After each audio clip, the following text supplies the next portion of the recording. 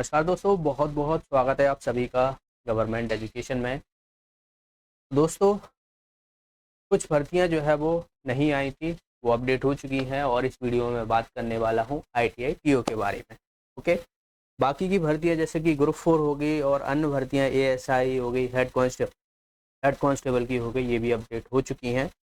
तो इस वीडियो में आईटीआई टीओ के बारे में बात करूँगा, जिसमें आपको किस तरीके से प्रिपरेशन करनी है और कम समय में जो है वो हमें अच्छे नंबर लाने की तैयारी करनी है। और जो मेन रोल रहेगा यहाँ पर, मैं उन लोगों के बताने वाला हूँ जो कंप्यूटर साइंस या कॉपा से जो भरने वाले हैं, उन्हीं के लिए रहेगा। ठीक है, तो इस वीडियो में सबसे पहले क्राइटेरिया क्या क्या चीज़ें हमें फॉलो करनी है, लिमिट क्या है, एज क्या है, किस तरीके का एग्ज़ाम का पैटर्न होता है, ये सब चीज़ें बातों को ध्यान में रखते हुए स्ट्रेटजी हम डिस्कस करेंगे।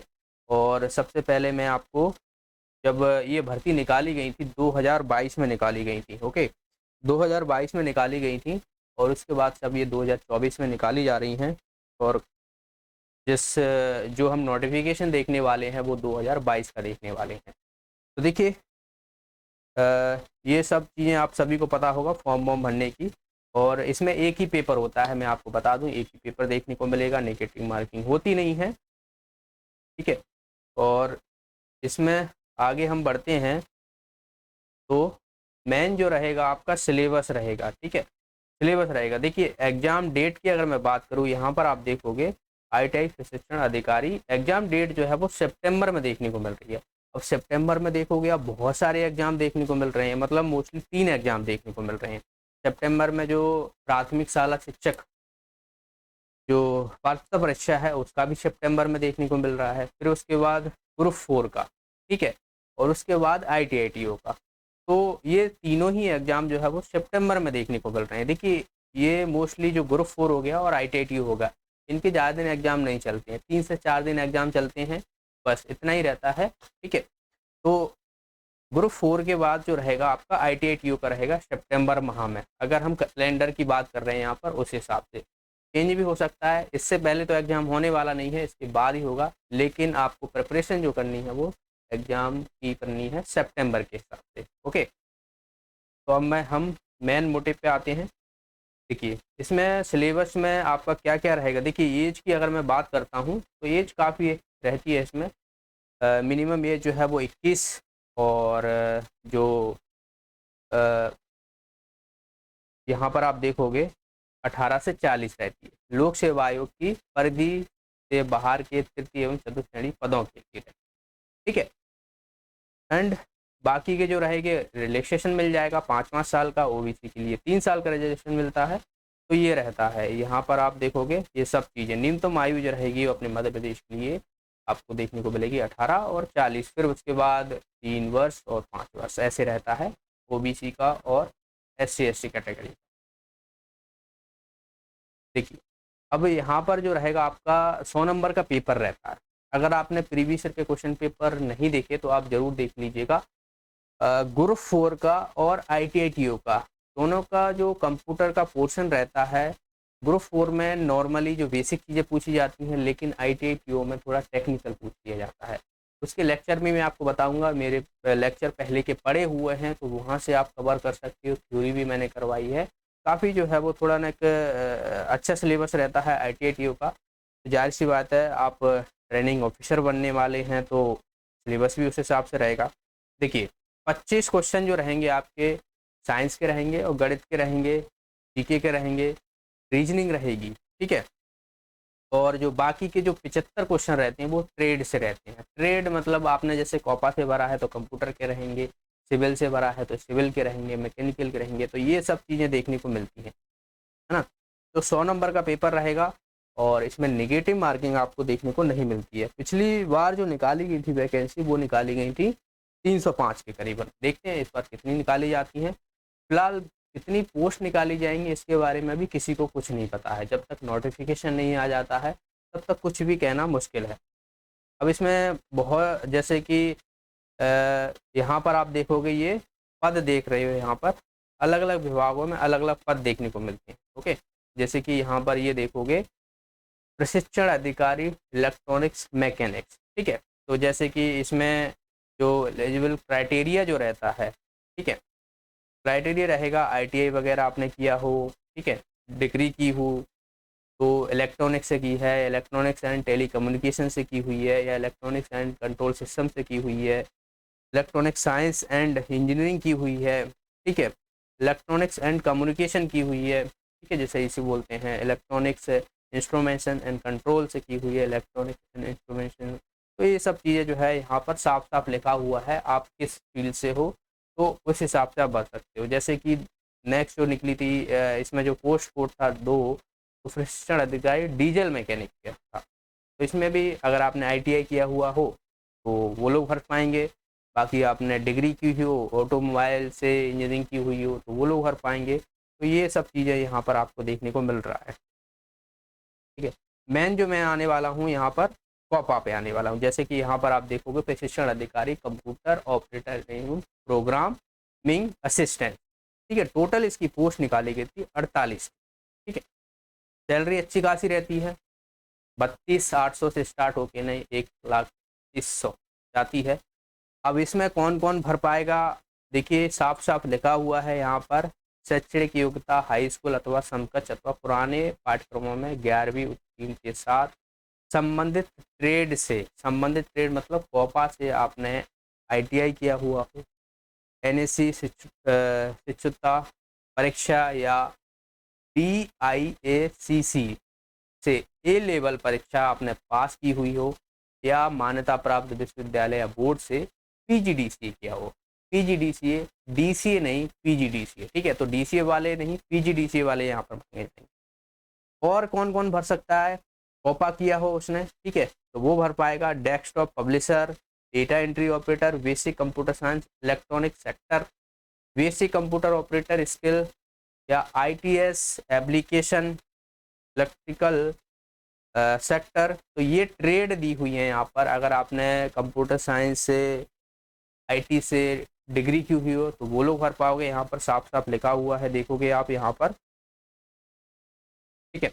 इंफॉर्मेशन टेक्नोलॉजी हो गया, कंप्यूटर साइंस इंजीनियरिंग हो गया, कंप्यूटर साइंस एंड सिस्टम हो गया, ठीक है, इंफॉर्मेशन साइंस हो गया, तो ये सब जो है वो भर पाओगे। तो आई होप आपको क्वालिफिकेशन का सबका पता पड़ गया होगा कि किस तरीके से आपको ये चीज़ें करनी। अब देखिए इसका सिलेबस आपको नोटिफिकेशन में नहीं देखने को मिलेगा, इसका सिलेबस आपको मैं, आप जब यूट्यूब चैनल पे जाओगे गवर्नमेंट एजुकेशन के नाम से, तो यहाँ पर आप देखोगे, देखिए यहाँ पर प्लेलिस्ट में जाओगे यहाँ पर, तो इसमें आपको देखोगे कि ट्रेनिंग आईटीआई ट्रेनिंग ऑफिसर, तो यहाँ पर लेक्चर पड़े हुए हैं और सामान्य ज्ञान के मध्य प्रदेश के लेक्चर पड़े हुए हैं। तो इसमें जब आप जाओगे, देखिए इसमें 30 वीडियो हैं, इसमें और हैं।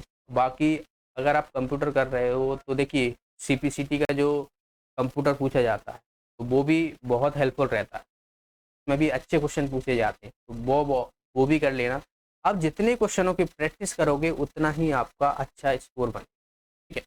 बहुत से विद्यार्थी हैं थ्योरी पढ़ लेते हैं, लेकिन वो क्या करते हैं, क्वेश्चन ही नहीं लगाते हैं। क्वेश्चन प्रैक्टिस नहीं करोगे तो आप क्वेश्चन गलत होंगे, आपको आते हुए भी वहाँ पर ऑप्शन ऐसे दिए होते हैं कि कन्फ्यूजन की वजह से जो है वो गलत हो जाते हैं। आप थ्योरी पोर्शन पढ़ लोगे लेकिन आप प्रैक्टिस नहीं करोगे, तो ये चीज़ें फेस कर रहती हैं स्टूडेंट के, ठीक है। तो यहाँ पर आप देखोगे जैसे कि ये लेक्चर पड़े हुए हैं मेरे, ये सारे के सारे, ठीक है।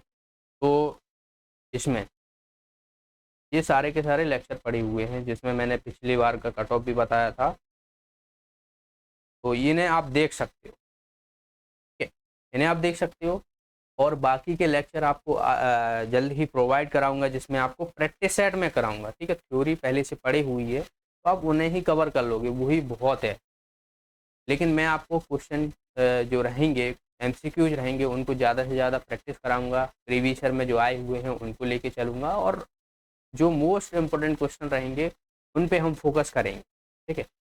और ये लोग ग्रुप 4 वाले भी जो हैं, जो बेसिक क्वेश्चन है उन्हें आप ज़रूर जो है वो लगाइएगा, तो वहाँ से भी सीधे सीधे क्वेश्चन पूछ ले जाते हैं। जब मैं आपको प्रीवियस ईयर का क्वेश्चन पेपर बताऊँगा तो आपको आइडिया हो जाएगा कि किस तरीके से जो है वो आपको क्वेश्चन देखने को मिलते हैं, ठीक है। तो यहाँ पर ये लेक्चर पड़े हुए हैं तो इनको आप ज़रूर देख लीजिएगा। यहाँ पर CPCT के भी पुराने पेपर हैं, इनको सॉल्व किया हुआ है, तो ये भी आप देख लीजिएगा, बहुत हेल्पफुल रहेंगे आपको। एंड बाकी आपका कोई डाउट है तो आप मुझे कमेंट बॉक्स में ज़रूर पूछ सकते हो, ठीक है। बाकी का और इसमें कुछ है नहीं है, और इसमें ऐसा कुछ है नहीं है, सारी की सारी चीज़ें मैं आपको बता चुका हूँ। बाकी जो लोग अन्य चीज़ों से, जैसे कि यहाँ पर स्टेनो हिंदी भी है, तो जिन लोगों ने स्टेनो किया हुआ है तो वो लोग भी भर पाओगे यहाँ पर, ठीक है। ड्राइंग हो गया, गणित ड्राइंग वाले हो गए तो ये लोग भर पाओगे, फिटर वाले हो गए, ठीक है, तो ये लोग भी यहाँ पर भर पाओगे। तो ये कुछ चीज़ें रहती है, MSc वगैरह भी किया हुआ है तो वो लोग भी यहाँ पर भर पाते हैं। Refrigerator and air condition mechanic आपने किया हुआ हो तो वो भी भर पाओगे यहाँ पर। तो इसका नोटिफिकेशन आपको सीधा कहाँ पे मिल जाएगा,